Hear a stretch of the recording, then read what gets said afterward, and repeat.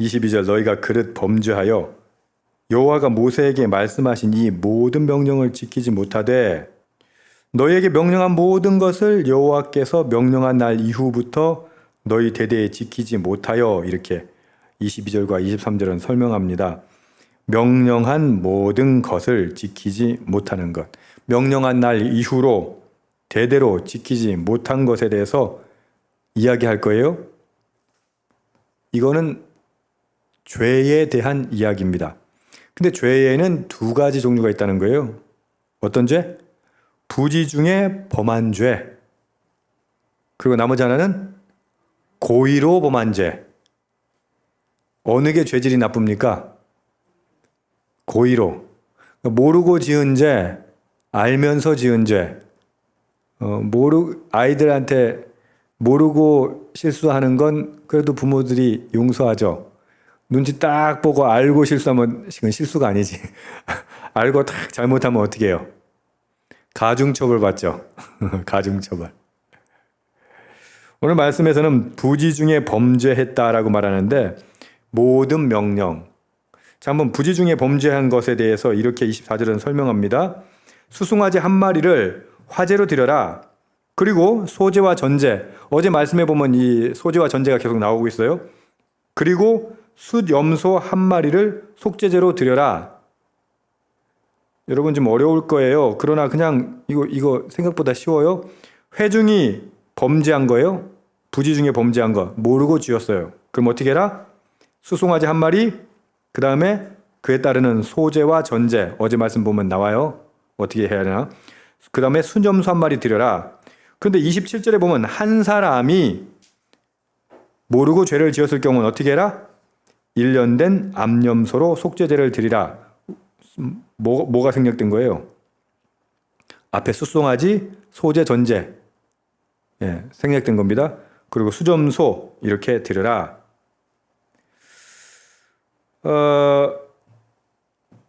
여러분 한번 생각을 해보세요. 부지 중에 그러면 지은 죄, 자꾸 너무 어렵다. 그러니까 모르고 지은 죄 어떤 거 있을까요? 여기서 지은 죄라고 하는 건 22절, 23절에 이야기한 것처럼 하나님이 명령한 거예요. 하나님께서 보면은 율법적으로 이거 하지 마, 저거 하지 마 하셨죠. 그런 것들. 근데 그냥 모르는 새 그냥 그걸 했어. 그게 모르면서 지은 죄죠. 뿐만 아니라 하나님이 이거 해라 저거 해라 하는 게 있어요. 그렇게 명령한 것 중에 안 한 것들도 모르고 지은 죄라면 이렇게 회중은 회중대로, 또 개인은 개인대로 이렇게 제물을 드려라 라고 말씀해요. 이해되셨죠? 자, 그러면 우리는 신약을 살아가니까 이렇게 제사를 지낼 필요는 없어요. 그럼에도 불구하고 죄에 대한 민감성은 똑같아야 돼요. 자, 한번 따져봅시다. 우리 부지 중에 의식하지 못하고 짓는 죄들은 뭐 있습니까?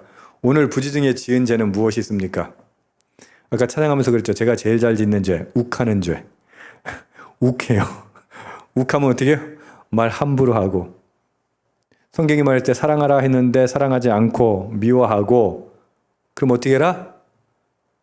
주님께 나와가지고 제물 드려라. 회개해라. 속죄제를 드려라 라고 말씀하세요. 자, 그러면 우리 살아가면서 짓는 죄에 대해서는 어떻게 해야 된다는 거예요? 그렇게 해야 돼요. 물론 우리는 신약을 살기 때문에 예수 그리스도께서 우리를 위하여 죽으셨기 때문에, 피 흘리셨기 때문에 그런 염소 드린다거나 암염소, 수점소, 그 다음에 송아지, 소제, 전제 이런 거 안 드려도 돼요. 그러나 똑같은 마음으로 회개해야 돼요. 속죄해야 된다는 말이에요. 근데 우리가 지금 현대 기독교인들이 살아가면서 제일 부족한 게 뭐예요? 속죄, 다시 말해서 회개. 죄를 죄로 인식하는 것을 둔감해지는 거예요. 그것에 대해서. 둔감해지니까 어떻게 해요? 지는 의인이죠. 자기는 의인이에요. 여러분, 우리가 복음이라고 하는 것은 오늘 이 말씀도 복음인데 이렇게 한번 생각해 볼 수 있어요? 어쨌든 회중이 죄를 지었을 때는 송아지랑 소제랑 번제랑 수점소 드리면 하나님이 용서하신다라는 말이죠. 이건 무슨 뜻일까요? 죄를 지었어도 죄 지으면 어떻게 돼요? 죄의 삭은 사망이에요. 죄 지은 사람은 죽어야 마땅하죠. 그런데 하나님께서 지금 뭘 주시는 줄 아세요? 기회를 주시는 거예요. 무슨 기회? 회복할 수 있는 기회, 되돌릴 수 있는 기회를 주시는 거예요.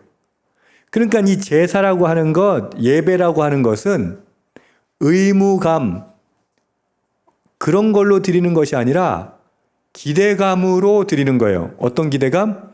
우리를 회복시키신다. 다른 말로 우리를 용서하신다. 할렐루야. 하나님의 율법, 하나님의 법, 제사법은요, 결국은 용서하기 위한 프로세스예요. 죄의 삭은 사망이에요. 죄 지으면 반드시 그 상응하는 벌을 받아야 돼요. 근데 하나님 이런 제도를 두신 이유가 뭐다? 우리를 회복시키시기 위해서. 하나님은, 거룩하신 하나님은요, 그래서 은혜의 하나님이에요. 이 모든 과정을 통해서 하나님 우리를 회복시키기를 원하신다는 거예요. 그걸 지금 우리에게 말씀하시기는 거예요. 근데 우리는 이런 얘기를 들으면 무거워요. 그리고 어떻게 뭘 해야 되만 될 것 같아. 여러분, 하나님 이런 제사나 이런 복잡한 프로세스를 자꾸 우리에게 요구하셨던 이유가 뭡니까? 굉장히 간단해요. 그건 죄 짓지 말란 얘기예요. 죄 짓지 마. 죄가 얼마나 무서운 것인가를 깨달아 알으라는 얘기예요. 아니, 송아지 드리고 소제 드리고, 이 소제 번제도, 소제도요, 양이 장난이 아니에요. 엄청난 양이에요. 그리고 수점소도 드리고 암염소도 드리고, 그렇게 제사 지내려면 어떻게 돼야 돼요? 제사 거들나야 될 거 아니에요. 그렇게 거들날 만큼 제사 지낸 사람이 그 다음에 죄 지을 생각이 날까 안 날까? 안 나요. 그래가지고 여러분들 우리 딱 보고 이렇게 죄 지으면 한 제사는 한 10분의 1시간 압류를 해야 돼. 그렇게 압류하면 다음에 죄 지을 생각을 하겠나? 본토 소생이든 타국인이든 잘 몰라서 지은 죄는 그래 동일한 법을 적용받아. 근데 똑같이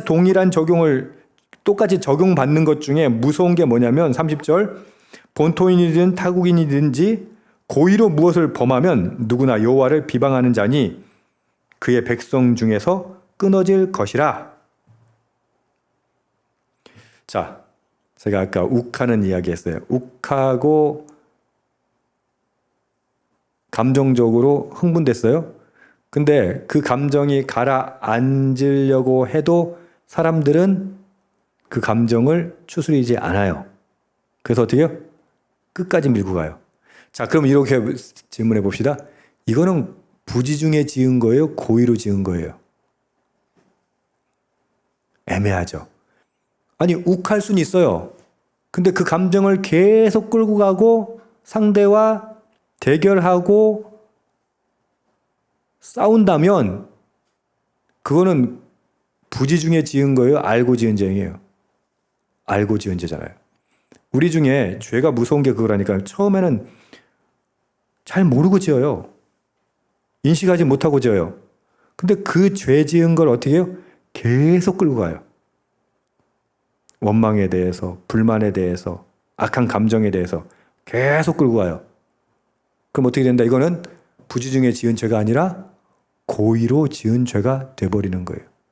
첫 번째, 부지 중에 지었다 하더라도 그 죄의 민감성을 가져라 라는 말씀인 것과 동시에 그 민감성을 가지지 않고 그 죄를 계속 유지하고 인지하면서도 계속 그 죄를 짓는다면 어떻게 한다? 그런 사람은 누구나 여호와를 비방하는 자니. 여기 보면은 높은 손이라고 원어에 되어 있어요. 무슨 말이냐면 하나님을 대항하는 거, 하나님을 경계하는 거, 막 주먹을 막 흔드는 거하고 똑같은 거예요. 하나님 앞에. 그런 사람은 여호와를 비방하는 자니 그의 백성 중에서 끊어질 것이다. 용서한다 안 하신다? 안 하신다. 31절은 이렇게 얘기해요.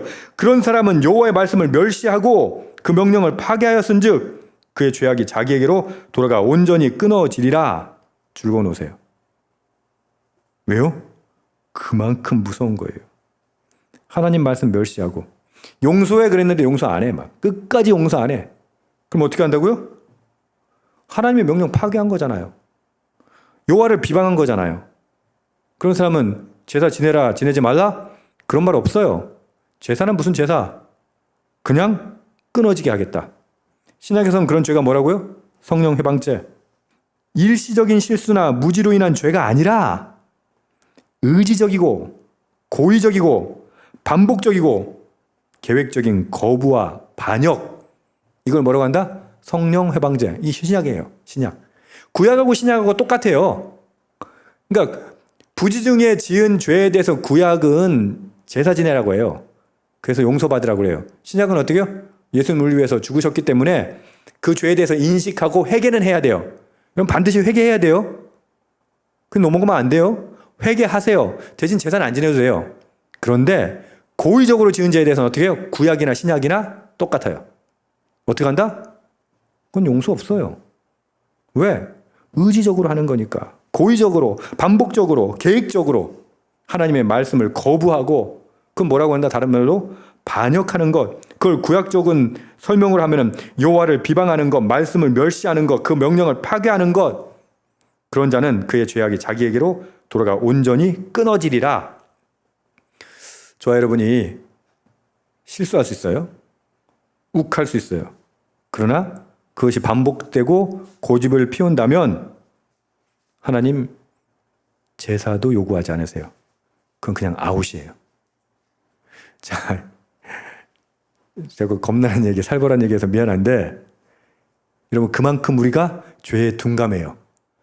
아유 주님 사랑의 주님이신데 목사님 뭐 저런 소리 해. 아니요. 예수님도 뭐라고 말씀하세요? 성령 회방죄 말씀하세요. 그건 용서 있다 없다? 없어요. 예수님의 보혈의 공로로 힘입어서 제가 용서받았습니다. 그래놓고 그 땡꺼지 피운 사람들 있죠. 똥꼬지 피운 사람들 있죠. 그런 사람들 용서된다 안 된다? 용서 안 하신다. 근데 그게 누구다? 따라합시다. 나다. 왜 세게 안 따라해? 그 똥꼬지 피우고 고의적으로 반복적으로 의도적으로 죄 짓는 게 누구다? 나다. 오늘 뭐 회개해야 돼요? 빨리 고의적이고 반복적이고 똥꼬지 피웠던 거 의지적으로 계속해서 계획적으로 지었던 죄들 주님 오늘 용서하여 주시옵소서 기도하고 용서받는 밤 되기를 소망합니다. 아멘.